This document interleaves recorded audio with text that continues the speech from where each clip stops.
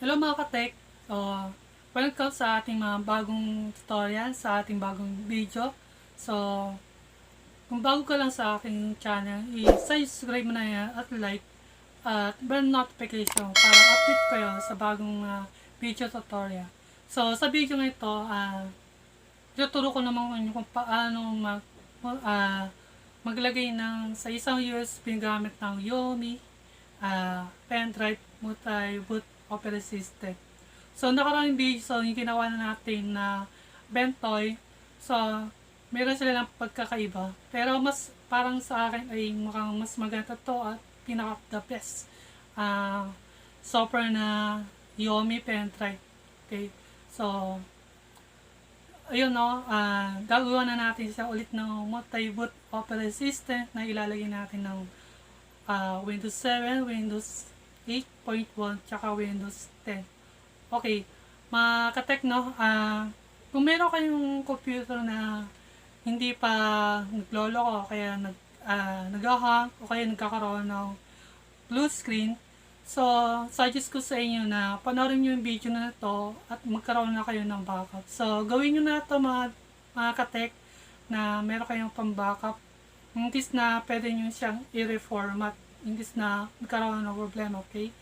So, step by step na itutulong ko sa inyo kung paano magkaroon ng multi-boot operating system habang hindi pa nagloloko yung mga computer nyo. Okay? So, ayun, punta na tayo sa ating computer.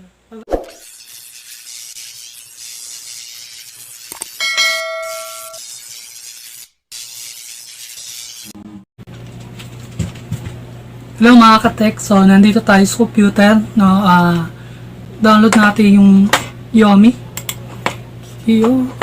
So, i-type nyo na lang itong yung website na pendrivelinux.com Yumi Bootable USB Creator. So, bibigay ko lang yung link sa baba, sa description. So, i-click nyo na lang. Then, sa baba, scroll down natin. So, may dalawang klase rito. So, ang pipiliin nyo yung legacy Yumi BIOS only. So, ito. Wag itong UEFI. Ito yung pinaka, matataas na motherboard. Pero ito lang piliin natin na legacy Yumi BIOS only. So, kung meron kayong nakita sa legacy na first boot, so legacy tayo sa BIOS. Okay? Mamaya papakita ko sa iyo doon sa setup ng BIOS sa legacy. So, basta ngayon, i-download muna natin itong Yumi legacy. So, legacy Yumi. So, scroll down natin sa baba. Ito. Yung download Yumi. Okay. So, ito. Guys, meron na ako isang na-download, pero download na natin ulit. Okay. So, open natin.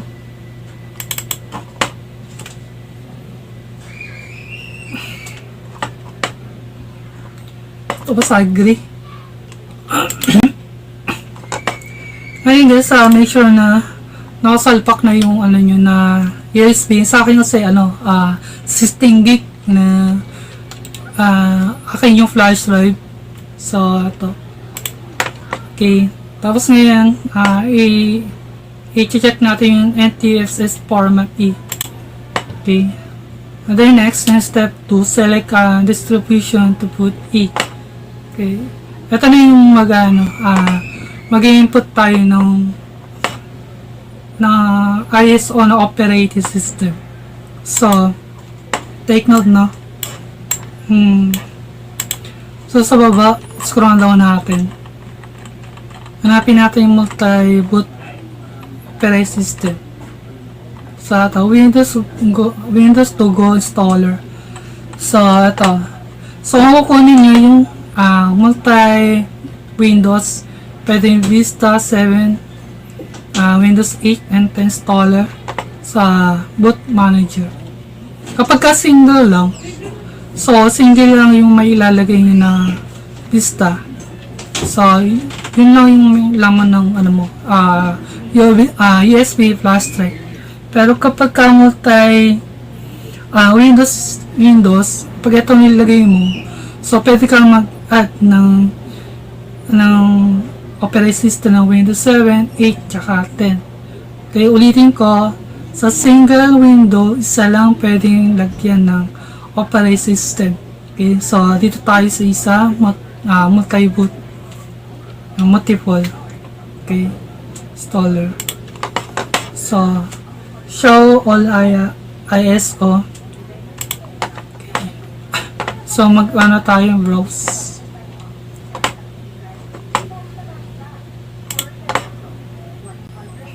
So, marami na tayong download na operating system, local disk, utility. So, unahin natin yung Windows 7 o all-in-one. So, open natin. Tapos, create. So, dito sinasabi na i-reformat yung laman ng USB mo. Kung wala namang importante yung file mo, burahin mo na. Pero kung importante naman, sync mo muna yung file sa USB sa isang computer kay sa isang folder bago mo i-yes. So, yes na natin para ma-reformat. Yes. Okay. You already, so ibig sabihin naka-format na kasi ito, so yes na natin. Ayan na. So ina-extract niya yung value 3. Ayan, success for Paano volume sa SPT. Ayan, so bali kinakopy na niya yung file. So, siguro matatapos ito mga 5 minutes o 10 minutes. So, hintayin natin.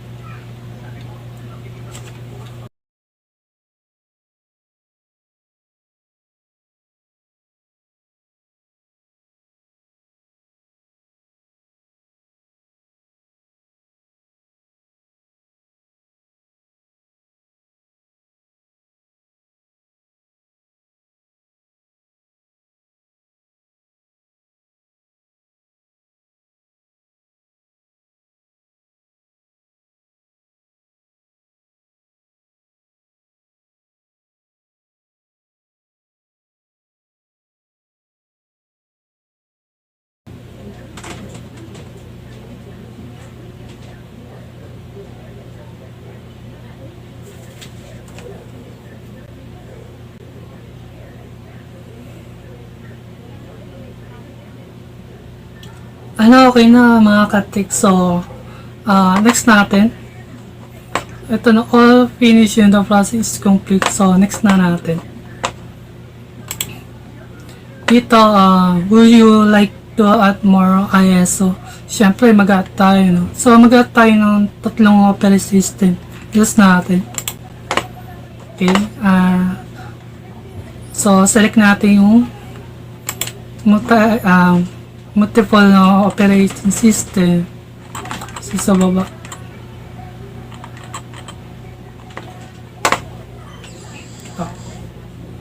So, show all ISO, browse. Ngayon naman yung mag-add tayo ng Windows 8.1 Pro. Okay. So, kanina kasi Windows 7 all-in-one. Ngayon naman, Win 8.1 Pro. Open natin. Tapos create. So, wait na natin ulit.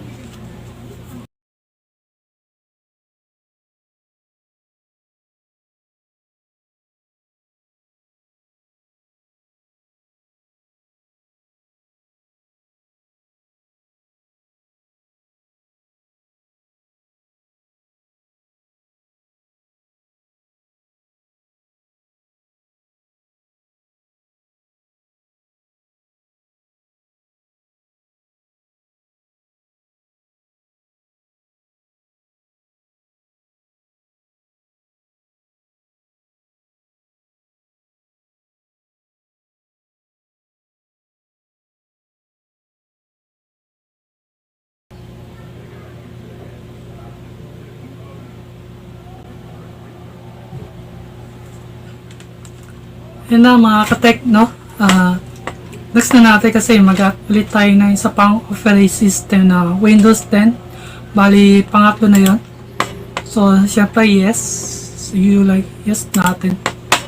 Okay? So,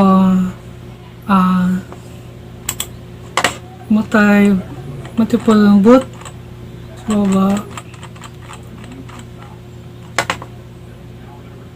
okay. So, Windows 10 na tayo. Bali, pangatlong operating system. Open. Tapos, create. So, yan. Yan mga guys. So, maghihintay lang ulit tayo. Mga 100%.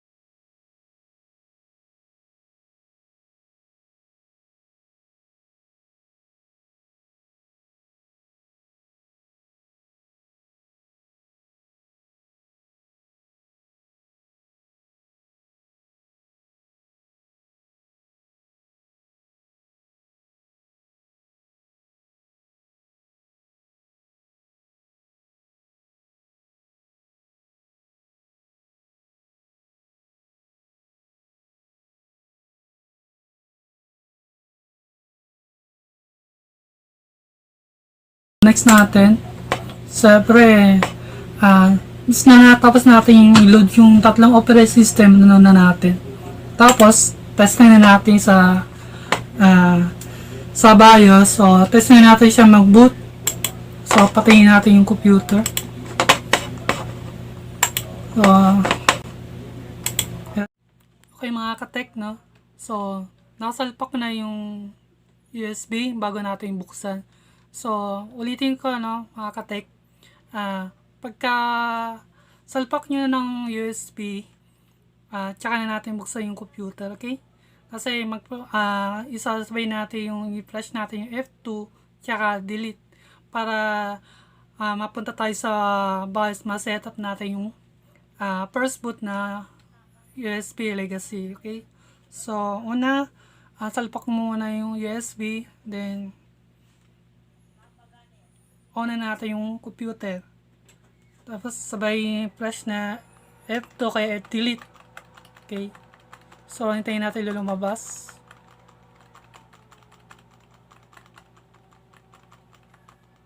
Okay guys, ayan. So, yung operating system, nandito na tayo sa BIOS. So, isa-set natin siya sa first boot, no? So, ito, first boot.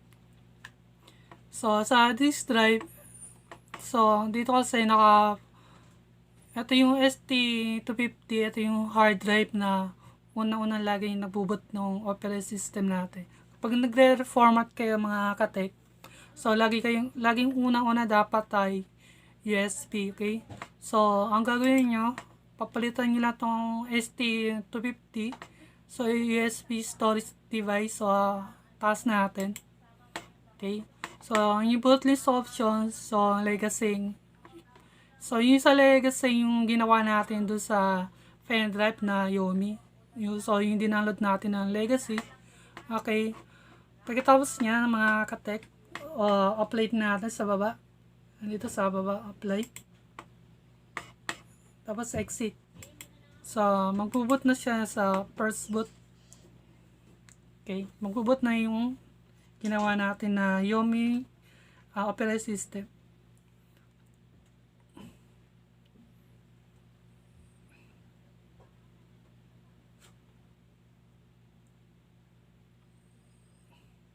Yan ang mga katek, no? So, lumabas na yung kanyang ginawa natin na Yumi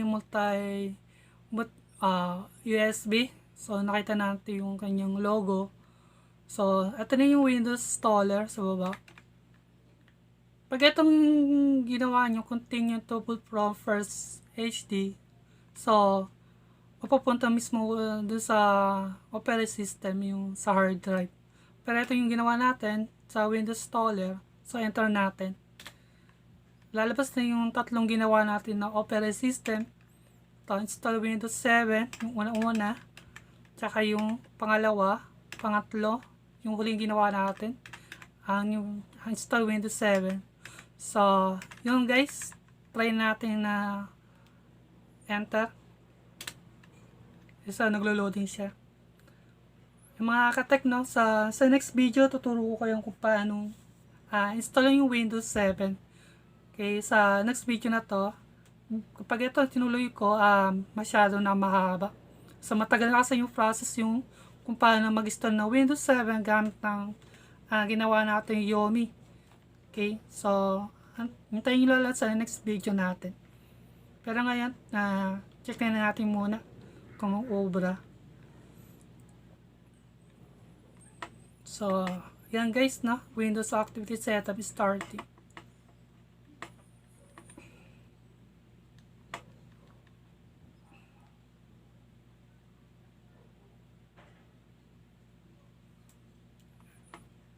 So, mga katek, no? Hanggang dito lang. Okay, so next na natin. Ayan mga guys, so ayan, tuturo ko sa inyo kung paano reformat ng Windows 7. So, step by step na gamit yung ginawa natin Yumi. Okay, so, bye-bye.